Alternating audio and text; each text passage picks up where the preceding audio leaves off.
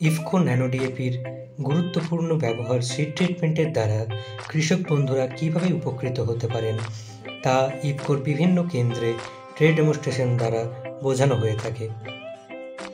সেরকমই গত 11ই নভেম্বর 2025 তারিখে একটি ট্রেড ডেমনস্ট্রেশন করানো হয়ে থাকে ইফকো ন্যানো ডিএপি দ্বারা কৈথার সমবায় কৃষি উন্নয়ন সমিতিতে, যা বীরভূম জেলার নলহাটি 1 ব্লকের অবস্থিত।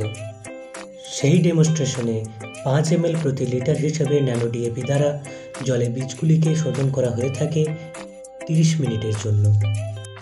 সেখানে দুটি ট্রে ব্যবহার করা হয়ে থাকে, যেখানে একটিতে ন্যানো ডিএপি দ্বারা শোধন করা বীজগুলি ও অন্যটিতে কৃষকের পদ্ধতি হিসেবে এই বীজগুলিকে রোপণ করা হয়। আমরা এখন রয়েছি কৈথা সমবায় সমিতিতে। তো এখানে আমরা ট্রে ডেমনস্ট্রেশন করেছি। ন্যানো ডিএপি দিয়ে একটাতে আমরা শোধন করেছি আর একটাতে করিনি। তো তাতে আপনারা পরিষ্কারভাবে দেখতে পাবেন যে যেটাতে ন্যানো ডিএপি দিয়ে শোধন হয়েছে সেটার ফলন যথেষ্টই ভালো, সেটার অঙ্কুরিতও ভালো হয়েছে এবং সেটা প্রকাশও ভালো পেয়েছে। তাই চাষি ভাইদের দেখে এটাতে বোঝা যাচ্ছে যে ন্যানো ডিএপি দিয়ে শোধন করলে কি রকম তার প্রভাব হতে পারে।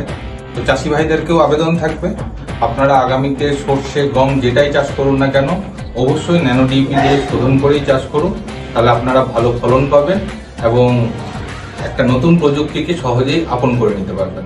ধন্যবাদ।